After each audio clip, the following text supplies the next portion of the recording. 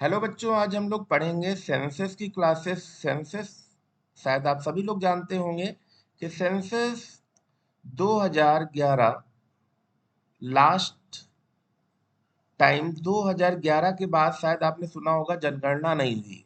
अब जनगणना नहीं हुई है तो इसके बहुत सारे नुकसान भी हुए हैं और कुछ फायदे तो नहीं दिख रहे हैं पर कहीं ना कहीं नुकसान ही हुए हैं। और सेंसस हमारे पास क्यों जरूरी है? क्योंकि आप चाहें किसी देश की जनसंख्या का आकलन अगर अच्छे से है तो आप किसी भी देश का बजट और उसकी अर्थव्यवस्था को अच्छे से संभाल सकते हैं।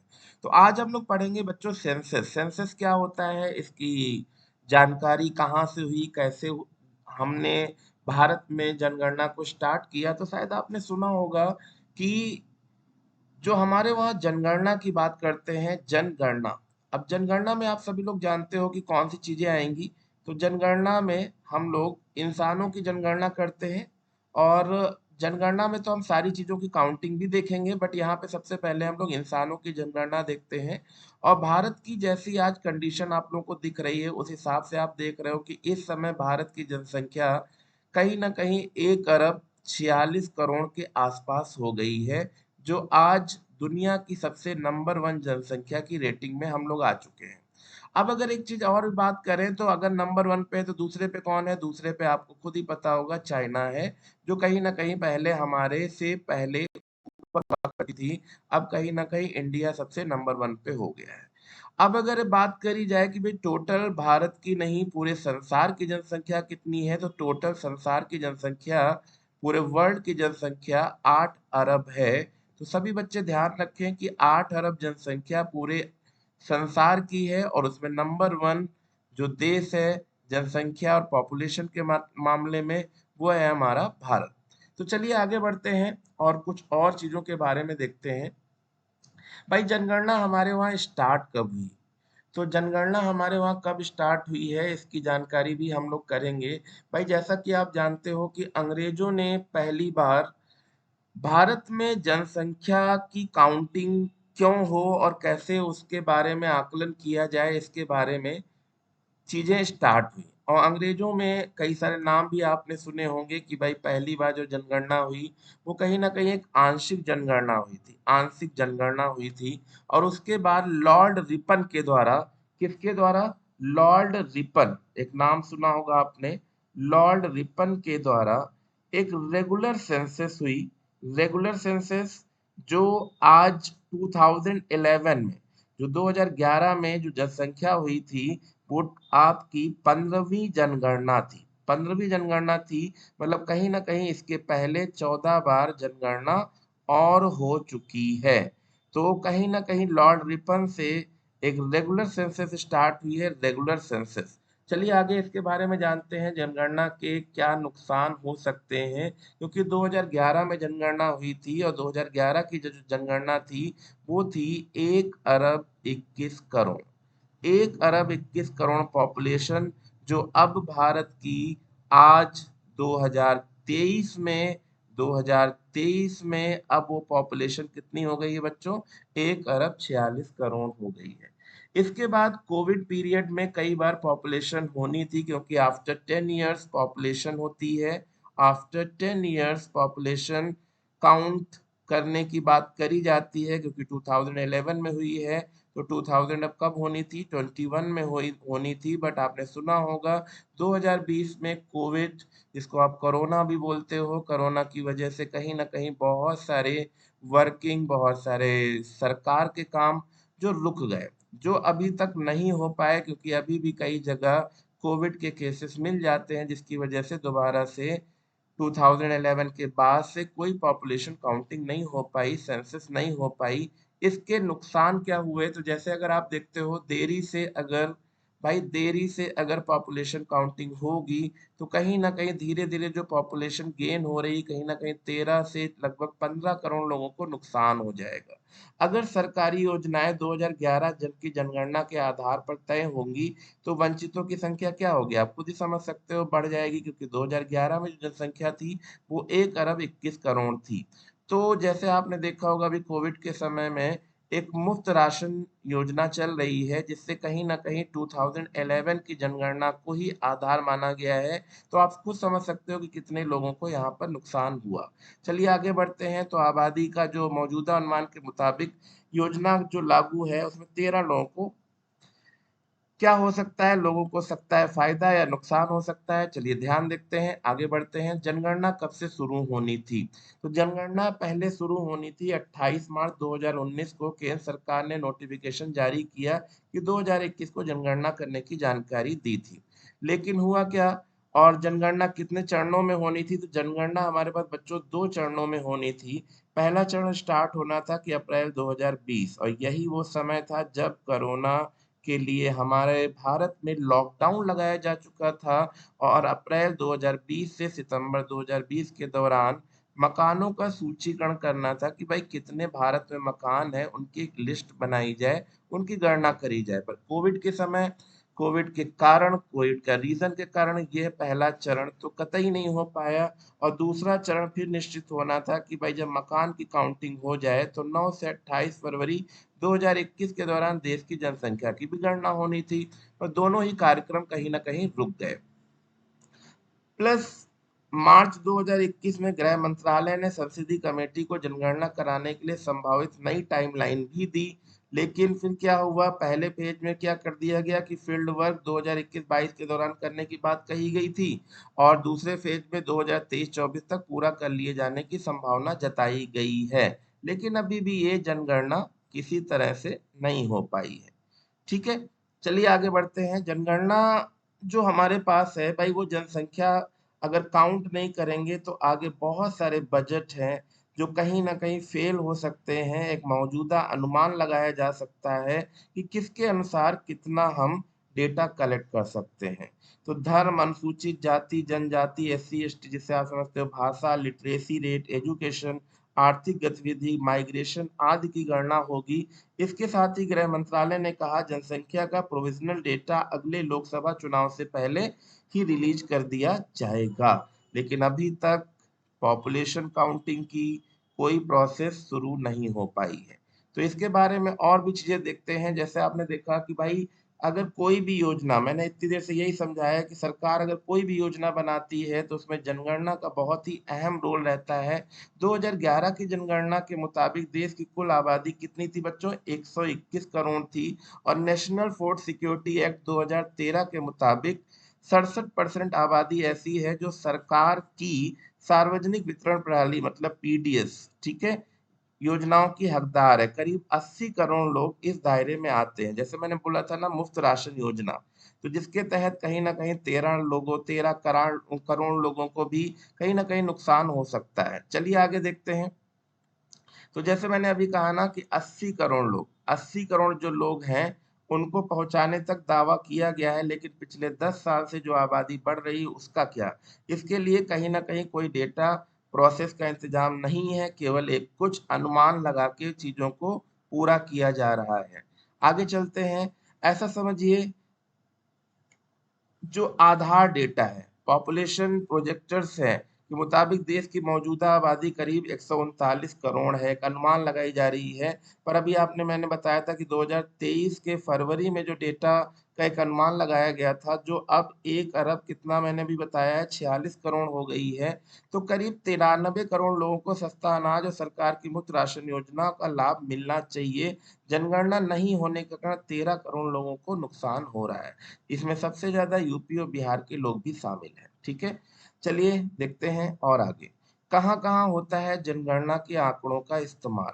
तो आप देखिएगा, गांव है, शहर है, वार्ड लेवल है, डेटा का ये इकलौता प्राइमरी सोर्सेज है। ठीक है, तो जितने भी लोकसभा है, विधानसभा है, और जितनी भी निकाय की सीटें हैं, उनसे भी हमें डेटा कलेक्ट करने में बहुत ही सहूलियत होती है। चलिए आगे बढ़ते हैं। जनगणना की देरी से कौन-कौन सी योजनाओं पर असर पड़ सकता है? तो मैंने अभी बताया, जनगणना की अगर देरी ऐसे होती रही तो कहीं ना कहीं आपने देखा होगा कि भाई डेटा गरीबी रेखा के नीचे रह रही 3 करोड़ से ज्यादा विधवाओं, विकलांगों, बुजुर्गों की आर्थिक मदद के लिए इस्तेमाल होता था। जो 2011 की जनगणना में केंद्र ने सामाजिक आर्थिक जाति जनगणना की शुरुआत की थी, वो कहीं ना कहीं 3 करोड़ से बढ़कर 6 करोड़ होना चाहिए था, जो काफी नुकसान हो सकता है लोगों को। ठीक है। अब देखिएगा, सबसे पहली बार 1881 में देश में पहली बार जनगणना हुई थी। वो किसके द्वारा हुई है? आपने खुद देखा, मैंने क्या बताया था। 1881 में पहली बार जो जनगणना कराई गई वो लॉर्ड रिपन के द्वारा कराई गई है, ध्यान रखिएगा। 1881 से 1931 तक जनगणना में जातियों की भी गणना हुई है, और 1941 में जातिगत जनगणना हुई, लेकिन आंकड़े जारी नहीं हुए। 1991 से सिर्फ एससी एसटी की जातिगत जनगणना होती है। 140 साल पहले हुई थी पहली जनगणना। ठीक है, 1881 में। आगे देखते हैं 2021 में क्यों नहीं हो सकती जातिगत जनगणना। तो इसके लिए बहुत सारे ऐसे ऐसे डेटा हैं, जातियों को लेकर कोई रजिस्ट्री तैयार नहीं है जिसके आधार पर उन्हें बांटा जा सके। दूसरा रीजन है, कर्मचारियों को प्रशिक्षण दिया जा चुका है, प्रश्नावली तैयार है, अब बदल नहीं सकते। अब अगर बदलाव होता है तो जनगणना कर्मचारियों की फिर से ट्रेनिंग करानी होगी, जिससे कहीं ना कहीं जनगणना फिर से लेट हो सकती है। केंद्र और राज्य की सूचियां अलग अलग हैं, ऐसे में अंतर करना बेहद मुश्किल होगा। कोई राज्य चाहता भी है तो इसे इसका खर्च खुद उठाना पड़ेगा, ट्रेनिंग देनी होगी। जैसे भी आपने एक नाम सुना होगा, बिहार का। बिहार में इस बार जातिगत जनगणना की पहल हो सकती है।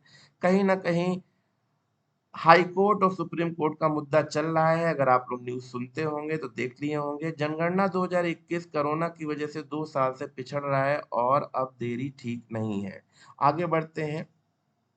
जातिगत जनगणना है क्या? भाई, वर्तमान में सबसे मुद्दा है आरक्षण, और नीतियां पुराने आंकड़ों पर आधारित है। जाति जनगणना के साथ हम जातियों की सामाजिक आर्थिक स्थिति पर ताजा आंकड़ा प्राप्त कर सकते हैं।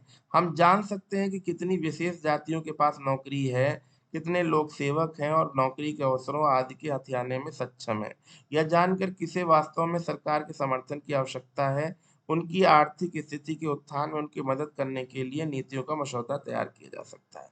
सारे बच्चे जुड़े रहें, क्योंकि आगे जो बहुत ही इंपॉर्टेंट डेटा आने वाला है। क्योंकि ये तो हम लोग एक नॉर्मली डेटा देख रहे हैं। अब आपने देखा होगा, जो 2011 की जनगणना हुई थी, 2011 की जनगणना, तो एक लेडी टीचर, क्योंकि सबसे पहले एक टैगलाइन ही थी, a lady teacher with hanging bag. A lady teacher with hanging bag. ठीक है, विद हैंगिंग बैग, जिसको हम लोग क्या बोलते हैं? पगरिका।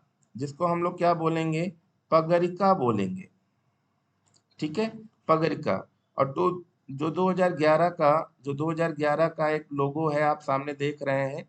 ठीक है, a lady teacher with hanging bag. ठीक है। आगे देखते हैं। अब यहाँ से देखिए, बहुत ही इंपॉर्टेंट आपका डेटा शुरुआत हो चुका है कि भारत में जनगणना की शुरुआत कब से हुई। तो 1872 में लॉर्ड मेयो, एक अंग्रेज अधिकारी थे, लॉर्ड मेयो, उनके द्वारा 1872 में लॉर्ड मेयो ने क्या किया, कार्यकाल में पहली बार जनगणना स्टार्ट हुई।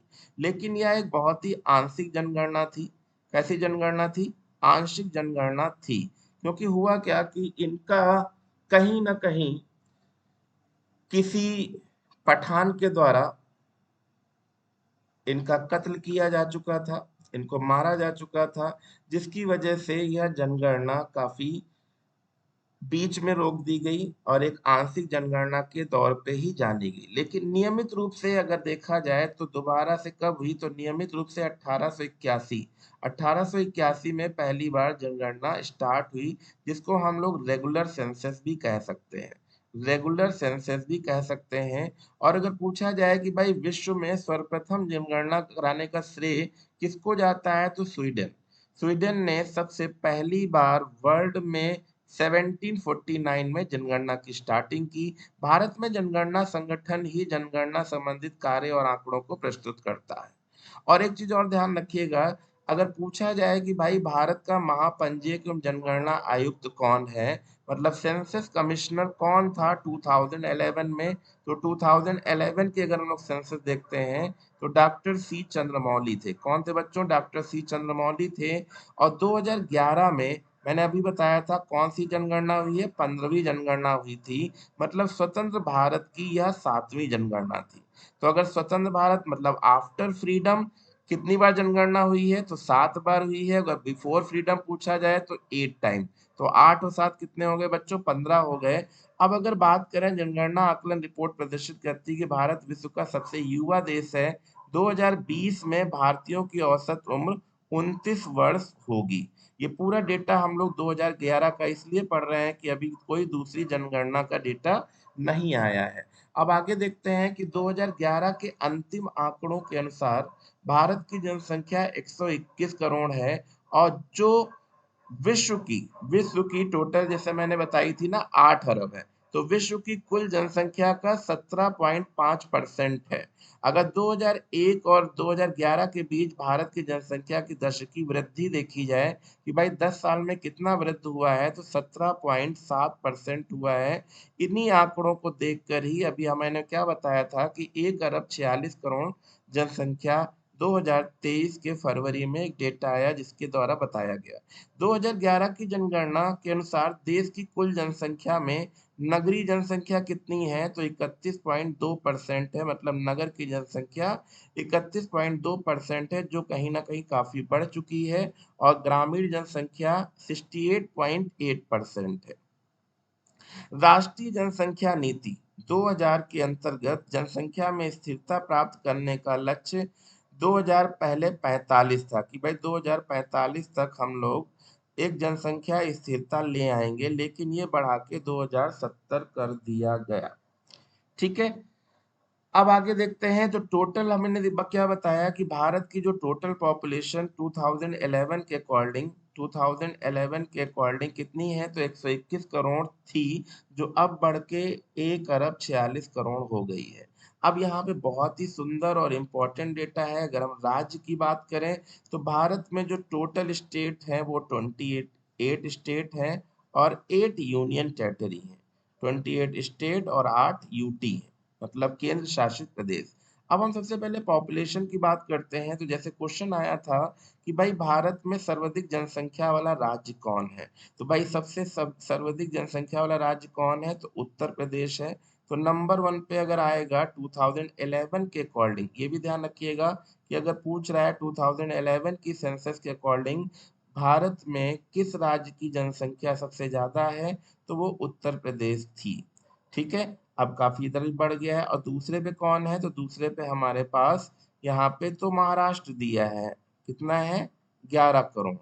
11 करोड़ है। तो तीसरे पे कौन आएगा? तीसरे पे आपका आ जाएगा बिहार आ जाएगा। ठीक है। तीसरे पे कौन आ जाएगा? बिहार आ जाएगा।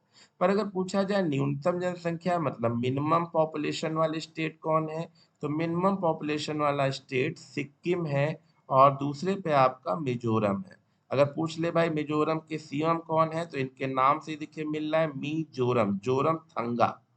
ठीक है। अब देखिए यहाँ पे लिखा है केंद्र शासित प्रदेश के बारे में भी देख लेते हैं। अगर केंद्र शासित प्रदेश की बात करी जाए, यूनियन टेरिटरी की बात करी जाए, तो भाई सर्वाधिक जनसंख्या वाला केंद्र शासित प्रदेश कौन है, तो आप खुद ही समझ गए होंगे, दिल्ली। ठीक है। दिल्ली की बात हो रही है। और न्यूनतम जनसंख्या वाला केंद्र शासित कौन सा है, जहाँ की मात्र जनसंख्या 64,000 है, और वो है लक्षद्वीप।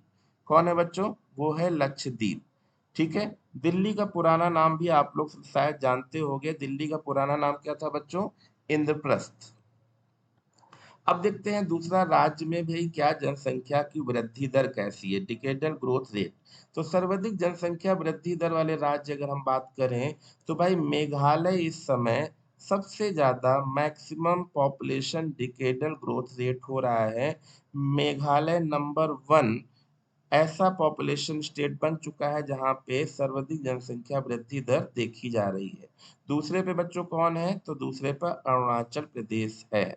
तीसरे वाले की संख्या बहुत ही कम आती है, पर अगर आप पहला दूसरा याद कर लेते हैं तो बहुत ही इंपॉर्टेंट है। और न्यूनतम जनसंख्या वृद्धि दर कहाँ की देखी जा रही है, तो कहीं ना कहीं नागालैंड एक ऐसा स्टेट बन के उभरा है, जहां कहीं ना कहीं आप देख रहे हो ये माइनस में जा रही है, ठीक है। और दूसरा आपका है जो लिटरेसी रेट के लिए काफी फेमस है, केरल। तो केरल शायद एक लिटरेसी रेट की वजह से जनसंख्या वृद्धि दर न्यूनतम हो गई है। और अगर यूटी के बारे में बच्चों बात करी जाए तो जनसंख्या वृद्धि दर वाला केंद्र शासित प्रदेश कौन सा है? दादर एवं नगर हवेली। दादर एवं नगर हवेली की जो पॉपुलेशन वृद्धि हो रही है वो है 55.9%, ठीक है। और न्यूनतम जनसंख्या वृद्धि दर केंद्र शासित में कहाँ पे? तो लक्षद्वीप की बात आएगी यहाँ पर बच्चों, ठीक है। चलिए आगे बढ़ते हैं, कुछ और चीजें देख लेते हैं। जनसंख्या घनत्व की बात करते हैं। तो अगर हम जनसंख्या घनत्व की बात करें तो जनसंख्या घनत्व में अगर हम देखें, जनसंख्या घनत्व का मतलब क्या हुआ बच्चों? 1 किलोमीटर, 1 किलोमीटर का अगर हम एरिया देखते हैं, 1 किलोमीटर का एरिया, उसके अकॉर्डिंग हम क्या निकालते हैं? Density of population. तो पर्टिकुलर 1 किलोमीटर के एक स्क्वायर एरिया में रहने वाले जो कैंडिडेट हैं 1106 अगर रह रहे हैं, तो पर्टिकुलर एक एरिया की बात करी जा रही है कि कितने लोग एक पर्टिकुलर 1 किलोमीटर की डेंसिटी में रहते हैं, वो क्या कहलाएगा? जनसंख्या घनत्व कहलाएगा, ठीक है। तो सबसे ज्यादा जनसंख्या घनत्व कहाँ का है? तो बिहार का है। 2011 की जनगणना के अनुसार देश का जनसंख्या घनत्व, पूरे देश का जनसंख्या घनत्व 382 है। और सबसे ज्यादा कहाँ का है? तो बिहार का है, ठीक है। आगे बढ़ते हैं। तो डेंसिटी के अकॉर्डिंग देखिए, जैसे अभी हम लोगों ने बताया था कि भाई सर्वाधिक जनसंख्या घनत्व वाला राज्य कौन है? तो 1106 जो बिहार है, और बिहार की कैपिटल क्या है? पटना। कभी पुराना नाम बिहार का क्या हुआ करता था बच्चों? तो पुराना नाम क्या होता था? मगध। जो आज हमारे पास बिहार है, और इसकी कैपिटल क्या है? पटना, जो कभी पाटलिपुत्र हुआ करती थी। दूसरा हमारे पास अगर डेंसिटी पॉपुलेशन वाला स्टेट देखें तो वो है पश्चिम बंगाल, जहाँ की सीएम इस समय ममता बनर्जी हैं। और आगे देखते हैं न्यूनतम जनसंख्या घनत्व वाला स्टेट कौन है? तो वो है अरुणाचल प्रदेश। और दूसरे में बच्चों कौन है? मिजोरम है, ठीक है। अगर यूटी की बात करें तो सर्वाधिक जनसंख्या घनत्व वाला केंद्र शासित प्रदेश कौन है? तो वो दिल्ली है, आप खुद ही समझ चुके होंगे।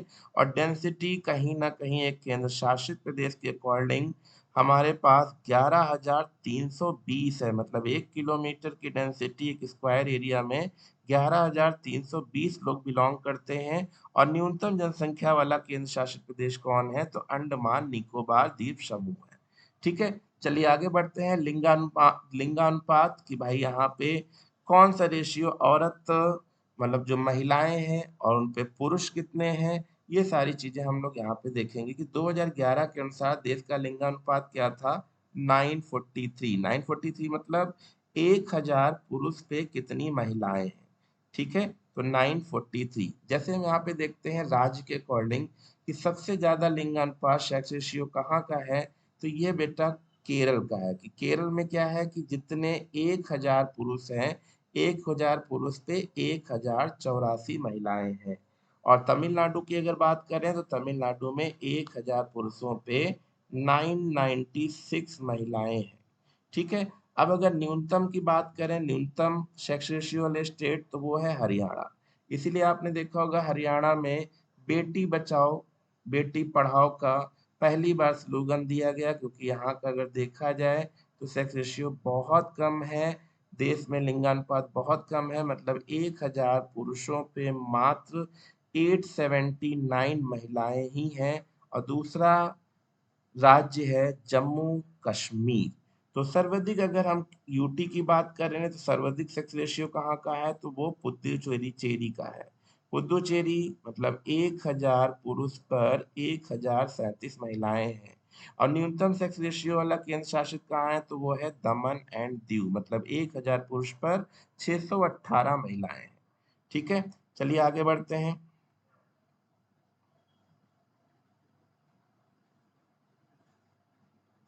ठीक है। अब साक्षरता दर की बात करें। साक्षरता दर मतलब लिटरेसी रेट। अगर हम लिटरेसी रेट की बात करें बच्चों, तो साक्षरों की जो संख्या है, ठीक है, साक्षरता दर कैसे निकालते हैं? साक्षरों की संख्या मतलब नंबर ऑफ लिटरेट पर्सन, ठीक है, मल्टीप्लाई 100, 7 वर्ष से अधिक आयु वाली जनसंख्या, जो जनसंख्या है उससे हम लोग इसका लिटरेसी रेट निकाल लेते हैं। तो 2011 में जो लिटरेसी रेट था जो 73% है, और जो 2001 में था वो 64.8% है। ठीक है, अब देखते हैं लिटरेसी रेट के अकॉर्डिंग। तो इसमें भी आप समझ गए होंगे, लिटरेसी रेट में सबसे नंबर 1 जो स्टेट है वो है केरला, और दूसरे पे कौन सा है बच्चों? मिजोरम। तो केरल का हमारे पास 94% लिटरेसी रेट है, और मिजोरम में 91.3% है। अगर हम बात करें न्यूनतम, तो इस काम में सबसे पीछे जो स्टेट है वो है बिहार। कहीं ना कहीं बिहार का प्रोसेस काफी धीमा रहा है, और कहीं ना कहीं एक समय सबसे ज्यादा पढ़ा लिखा जो एक स्टेट था वो बिहार बोला जाता था। मैंने बताया था बिहार का पुराना नाम क्या है बच्चों? मगध है। और कहीं ना कहीं यहाँ पे बिहार में दुनिया की सबसे बड़ी यूनिवर्सिटी नालंदा यूनिवर्सिटी के बारे में भी आप लोगों ने सुना होगा, और कहीं ना कहीं आज ये सबसे पीछे रह गया है। अरुणाचल प्रदेश दूसरे नंबर पे है। अब आता है सर्वाधिक साक्षरता दर वाला केंद्र शासित प्रदेश कौन है? तो वो बच्चों लक्षद्वीप है। कौन सा है बच्चों? लक्षद्वीप है। और अगर पूछा जाए न्यूनतम कौन है, तो वो दादर एवं नगर हवेली है, 76.2%। आगे देखते हैं स्त्री और पुरुष साक्षरता में सबसे अधिक अंतर कहाँ है? तो ये बेटा राजस्थान में है, जहां आप जानते होंगे राजस्थान, जयपुर। पुरुष साक्षरता 79.2%, और महिला साक्षरता कितनी है? 52.1%। तो आप गैप देख ही लिए होंगे, 27.1% का डिफरेंस दिख रहा है आपको। ठीक है, चलिए आगे देखते हैं। 2011 की जनगणना के अनुसार अगर हम लोग देखते हैं कि देश में अनुसूचित जाति मतलब एससी की जनसंख्या कितनी है, तो वो बच्चों 20 करोड़ है। ठीक है, और सबसे ज्यादा जो एससी जनसंख्या वाले राज्य है वो है उत्तर प्रदेश। तो सबसे ज्यादा अगर पूछा जाए एससी जनसंख्या वाले प्रतिशत वाला, अगर परसेंटेज के हिसाब से पूछा जाए, तो वो पंजाब हो जाएगा। ठीक है, चलिए आगे बढ़ते हैं। 2011 के अनुसार अगर एसटी पूछी जाए, एसटी का मतलब होता है अनुसूचित जनजाति। अनुसूचित जनजाति की अगर बात करें तो संख्या लगभग कितनी है? 10 करोड़। अब यहाँ पे सबसे ज्यादा अगर देखा जाए अनुसूचित जनजाति वाला राज्य कौन है, तो मध्य प्रदेश है। पर अगर परसेंटेज के हिसाब से देखें, एक पर्टिकुलर जनसंख्या के परसेंटेज, तो वो है लक्षद्वीप। ठीक है, 94.8%। ओके, तो चलिए बच्चों, आपने देखा आज का लेक्चर। इस पे क्वेश्चन हम लोग डिस्कशन करते रहते हैं। फिर आज का लेक्चर यहीं पे द एंड हुआ। कैसा लेक्चर रहा है इस पे जरूर कमेंट करिएगा, और नेक्स्ट टाइम इसी पे हम लोग क्वेश्चन आंसर का भी डिस्कशन करेंगे।